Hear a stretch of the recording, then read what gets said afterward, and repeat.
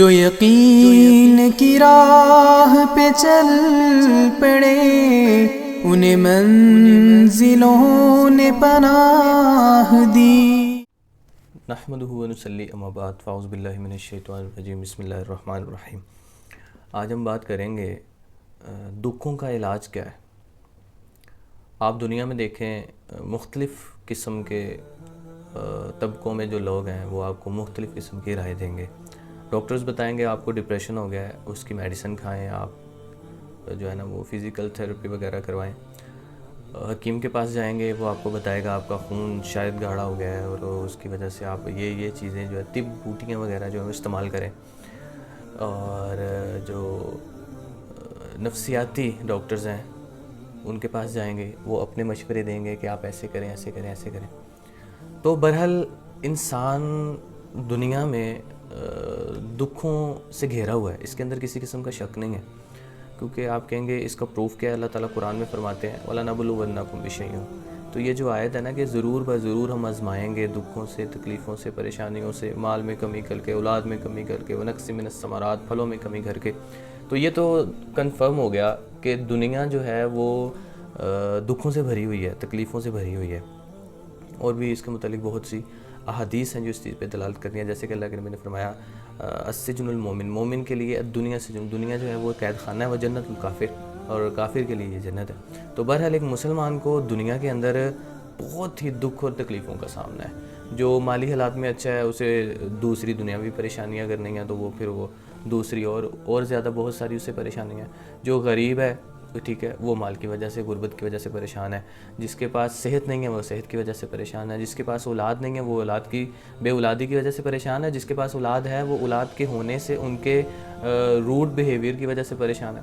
تو بہرحال ہر کوئی کسی نہ کسی طریقے سے اس دنیا میں دکھوں کے اندر گھیرا ہوا ہے، اور پھر دنیا نے دکھوں کے مختلف قسم کے علاج بھی بتائے۔ تو اسلام نے اس کا علاج کیا بتایا؟ وہ ہے جنت کا شوق، کیونکہ جنت کا شوق ایک ایسی چیز ہے جب بندے کو امید ہونا کہ میرا رزلٹ اچھا آنے والا ہے، وہ پیپروں کی تیاری جب کرتا ہے نا اس میں مشقت اٹھا لیتا ہے، آنے والی پریشانی تکلیف برداشت کر لیتا ہے، اس آسرے پر، اس امید پر کہ آنے والے دن اچھے ہیں۔ برے دنیا امید پہ قائم ہے۔ انسان جتنے بھی اس کے جو آنے والا برا وقت جو اس کا گزر رہا ہوتا ہے وہ اس کے اوپر صبر اسی لیے کرتا ہے کیونکہ اسے پتہ ہے کہ اچھے دن آنے والے ہیں۔ اچھے دنوں کی امید پر ہر انسان جو ہے وہ دنیا میں کچھ نہ کچھ جو ہے اپنی زندگی کو لیے چل رہا ہے، پھر رہا ہے۔ اگر امید نہ ہو تو پھر انسان جو ہے وہ آگے سروائیو نہیں کر سکتا۔ امید کے بل پر انسان زندہ ہے۔ تو یہ امید جو ہے نا کہ مجھے تکلیفیں، مصائب آ رہے ہیں دنیا میں، پریشانیاں مل رہی ہیں، انشاءاللہ ایک نہ ایک دن اللہ تعالیٰ اس کا مجھے صلہ دیں گے، اجر دیں گے۔ تو وہ صلہ اجر کیا ہے؟ فقد فاز فوزا عظیما، جو بڑی کامیابی ہے وہ جنت ہے۔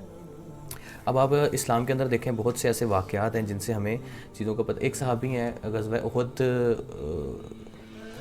میں جہاد کے لیے اللہ کے نبی سے بار بار کہتے رہے اللہ کے نبی مجھے جانے دیں، اللہ کے نبی منع کر رہے تھے، بیکاز یہ صحابی جو تھے وہ پیرالل تھے، یعنی کہ معذور تھے، اور ایک ٹانگ سے معذور تھے۔ اور دیکھیں کہ یہاں پر صحت مند ہونے کے باوجود مسجد جانے کے لیے آج کے نوجوان تیار نہیں ہیں، لیکن یہ صحابی دیکھیں جہاد میں جانا چاہتے ہیں جان لٹانے کے لیے، حتیٰ کہ معذور ہیں۔ کبھی آپ نے دیکھا فوج کے اندر معذور لوگوں کو بھرتی کیا جائے تو قد بھی چھوٹا ہو تو وہ نکال دیتے ہیں۔ تو اللہ کے نبی سے بار بار کہتے رہے میں نے جانا ہے، مجھے بڑا شوق اللہ کے نبی، میں نے جہاد کرنا ہے۔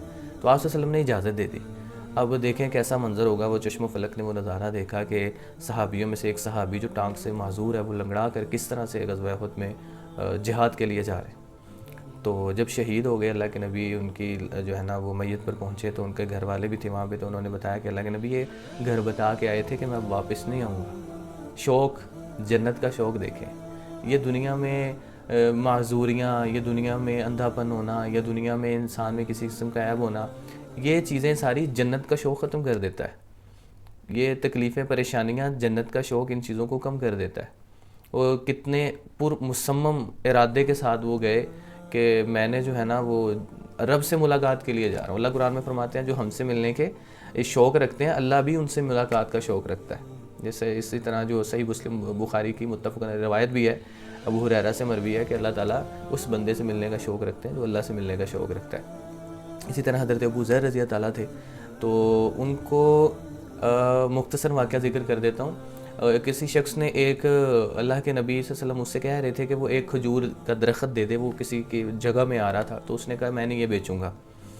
تو آپ صلی اللہ علیہ وسلم نے اس سے جب کہا, اس نے بار بار انکار کیا, تو ایک صحابی کھڑا ہوا, اللہ کے نبی اگر میں یہ درخت میں خرید لوں, ٹھیک ہے, اب وہ خریدوں گا کیسے, کس طرح سے, وہ میرے اوپر ہے, تو اس کے بدلے میں اللہ کے نبی آپ صلی اللہ علیہ وسلم نے فرمایا اس کے بدلے میں تمہیں میں جنت میں ایک درخت کی ضمانت دیتا ہوں.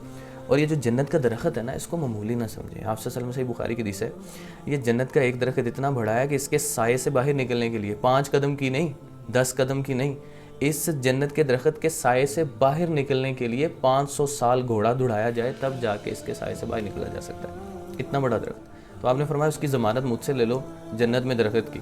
اب ایمان ہونا بڑا ضروری ہے. جنت پر یقین ایمان ہو تو انسان میں دنیا میں کچھ کرے. تو جب ہم نیکیاں کرنے کا دل میں شوق نہیں نہ ہوتا, اس کا مطلب ہے کہ جنت کا شوق نہیں ہے. بہرحال نبی کریم صلی اللہ علیہ وسلم سے کہا تو وہ گیا, اور اس نے جا کے اپنے باغ کے 600 درخت تھے تیار, اور وہ اپنا پورے کا پورا باغ جب اس کو دیا نا, تو وہ پھر مان گیا. ظاہر ایک بہت بڑی جو ہے وہ یہ دولت تھی. تو وہ اپنی ساری جمع پونجی اس نے لٹا دی, اور لٹا کر اس کے بدلے میں کیا لیا, ایک درخت. اور اپنی بیوی کو جا کے کہتا ہے کہ باغ سے باہر آ جاؤ, میں نے باغ دے دیا ہے. اچھا, کتنے میں دیا؟ جنت کے ایک درخت کے بدلے میں دیا. تو یقیناً یہ سودے گھاٹے کے نہیں ہیں. یہ جنہوں نے جنت خرید لی دنیا میں, تو یہ پوری دنیا میں جتنی لگژریز کار ہیں, سٹیز ہیں, دولت ہے, خزانہ ہے, سونا ہے, چاندی ہے, جو کچھ بھی ہے دنیا میں معافی ہے, وہ سارے کا سارا ملا لیا جائے تو وہ جنت کے ایک گھاس کی حیثیت بھی اختیار نہیں کر سکتا. اتنی اعلیٰ شاندار آپ نے فرمایا کہ ایسی اللہ نے جنت بنائی ہے جس کو کبھی کسی آنکھ نے دیکھا نہیں, کبھی کسی ناک نے سونگا نہیں, اور کبھی کسی کان نے سنا نہیں ہے اس کو. ایسی جنت بنائی ہے ہم نے. تو اس کے شوق میں آپ نے فرمایا نا, جو شخص اندھا ہے, جس کی آنکھیں نہیں ہیں, وہ اگر دنیا میں صبر کرے تو اللہ تعالیٰ کل قیامت کے دن اس کا بدلہ اسے جنت دیں گے. تو یقیناً یہ اس کی بہت بڑی تکلیف ہے, لیکن اس کے بدلے میں اسے کیا مل گیا, جنت مل گئی. تو تکلیف اور مصائب, پریشانیاں جتنی بھی صحابہ نے اپنی زندگی میں برداشت کی, اس کے بدلے میں انہیں کیا ملا, اس کے بدلے میں جنت ملی ہے. تو لگا ہے مزہ جب سے جنت کا ہم کو اچاٹ اپنا جی اس جہاں سے ہوا ہے. تو جب جنت کا شوق دل میں لگ جائے گا نا, تو پھر اس دنیا سے, یہ جو حقیر ترین دنیا, اس سے دل اکتا جائے گا. جو یقین کی راہ پہ چل پڑے, انہیں منزلوں نے پناہ دی. جنہیں وسوسوں نے ڈرا دیا, وہ قدم قدم پر بہک گئے.